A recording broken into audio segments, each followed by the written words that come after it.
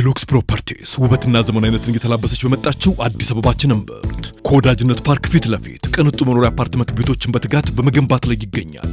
ሌላም አለ። ዴሉክስ ፕሮፐርቲስ በአዲሱ ሳይት ከቦሌ ኤርፖርት 1 ደቂቃ ተጉዞ ቤቶ ከሚገቡበት ከሰላም ሲቲ ሞል አጠገብ የአፓርትመንት ቤቶች ሽያጭ መጀመሩ ስንገልጽ በደስታ ነው። በቀላል ያከፋፈል ሁኔታና በተለይ ለዲያስፖራ ከተመቻቸ የባንክ ብድር አማራጭ እንዲሁም ከልዩ የባለ ቅናሽ ጋር እንጠብቆታለን። ዴሉክስ ፕሮፐርቲስ የሚገባውት ዘመናዊነት። ጤና ይስጥልን አድማጮች፣ ይህ አዋዜ ልዩ ላልሰማችሁ ነው። ከመረጃዎቹ ጋር አብርሃም መኳንንት ነኝ። ታሊባን ከፓኪስታን ጋር ወደ ጦርነት ለመግባት ዝግጁ ነኝ አለ። የአፍጋኒስታኑ ታሊባን ከፓኪስታን ጋር የተደረሰው የሰላም ስምምነት ከከሸፈ በኋላ ፓኪስታንን አስጠንቅቋል። በኢራኗ ዋና መዲና እጅግ የከፋ ፈተና ገጥሟል ተባለ። ይህንን ተከትሎም ፕሬዝዳንቱ መሱድ ፔዜሽኪያን ከተማዋን ለቆ መውጣት ይሻላል ስለማለታቸው ተሰምቷል። ቴህራንን ምን ገጥሟታል? በዘገባችን ተካቷል። እስራኤል በፈጸመችው የድሮን ጥቃት ነባር የሂዝቦላህ አባል መገደሉ ተሰማ። ኢራን ከምድር በታች የሚገኘው የሚሳኤል አቅሜ በአስተማማኝ ሁኔታ ይገኛል ስትል አስታውቃለች። ከሩሲያ ጋር ውጥረት ውስጥ የምትገኘው ጀርመን 20 ወታደራዊ ሄሊኮፕተሮችን ልትገዛ እንደሆነ ተነገረም። ሁሉንም ጉዳዮች በዝርዝር እናስደምጣችኋለን። አብራችሁን ቆዩ።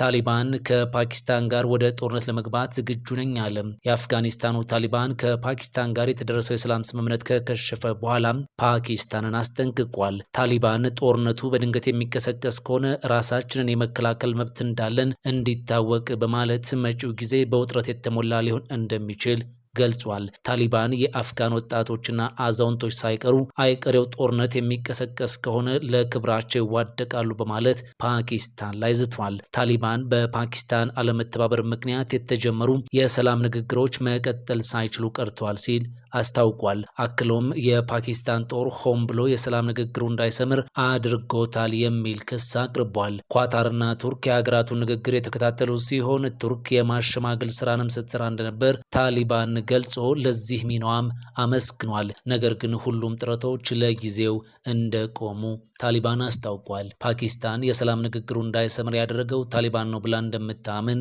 በይፋ ገልጻለች። ኢስላማባድ አፍጋኒስታን ድንበር ተሻጋሪ የሆነውን ቲቲፒ የተሰኘውን የሽብር ቡድን በመደገፍ ታሊባንን ትከሳለች። ከቀናቶች በፊት ሁለቱም ወገኖች በቱርክ ተገናኝተው ታዛቢዎች ባሉበት ነበር ንግግር ያደረጉት። በጥቅምት 19 ፓኪስታንና ታሊባን በኳታሯ ዶሃ ተገናኝተው የተኩስ አቁም ስምምነት መፈራረማቸው ይታወሳል።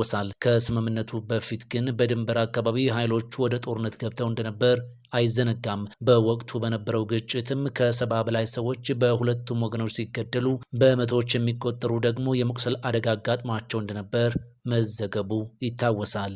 እስራኤል በፈጸመችው የድሮን ጥቃት ነባር የሂዝቦላህ አባል መገደሉ ተሰማ።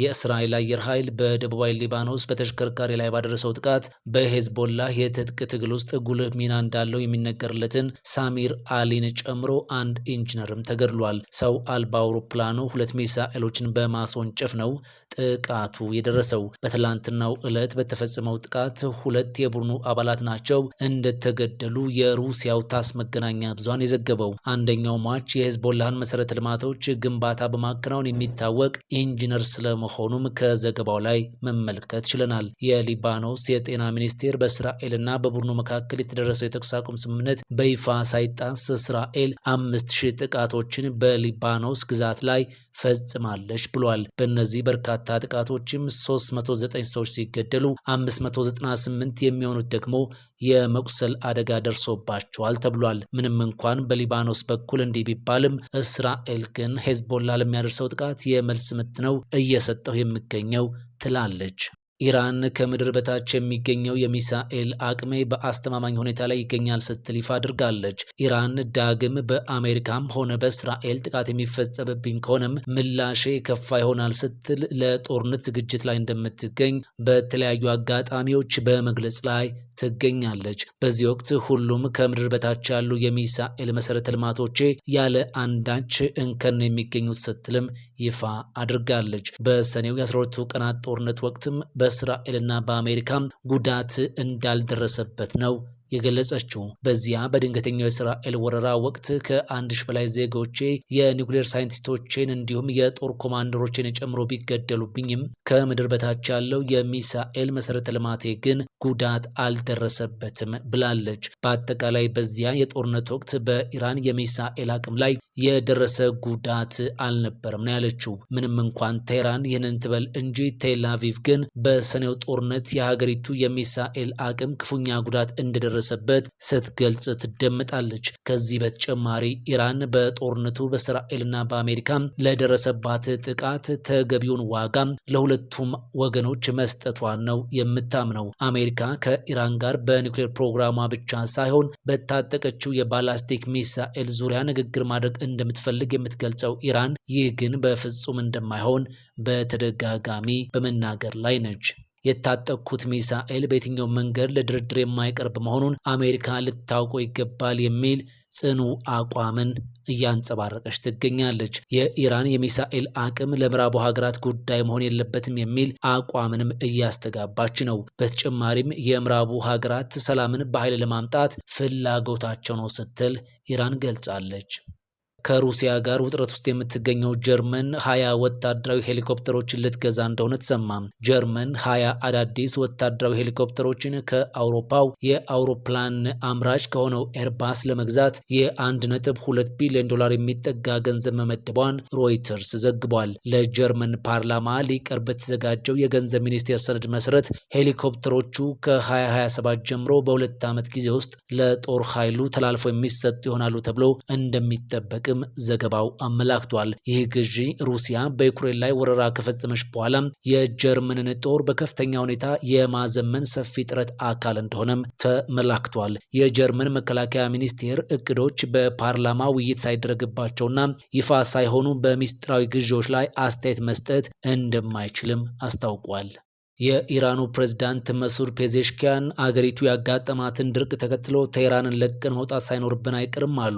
ኢራን በተለይም ዋና መዲናዋ ቴህራን ታይቶ የማይታወቅ ድርቅ ማጋጠሙን ተከትሎ ፕሬዝዳንት መሱድ ፔዜሽኪያን ቴህራንን ለቀን መውጣት ሳይኖርብን አይቀርም ብለዋል። በኢራን የጣለው ዝናብ መጠንም እጅግ ዝቅተኛ በመሆኑ የውሃ ማጠራቀሚያዎችም ባዶ ናቸው ተብሏል። ባለስልጣናቱ ቀውሱ እየጨመረ በሄደ ቁጥር ዜጎች ውሃ እንዲቆጥቡ ተማጽነዋል። ፕሬዝዳንት መሱድ ፔዜሽኪያን በቅርቡ በቂ ዝናብ ካልጣለ በቴህራን ውሃ ማከፋፈል እንደሚጀመር መናገራቸው ይታወሳል። የእስራኤሉ ጠቅላይ ሚኒስትር ቤንያሚን ኔትንያሁ በአንድ ወቅት ኢራናውያን አሁን ያለውን አምባገነን አገዛዝ ለመጣል ከወሰኑ እስራኤል መላው ኢራናውያንን ንጹህ ውሃ እንዲጠጡ እንደምታደርግ መናገራቸው አይዘነጋም።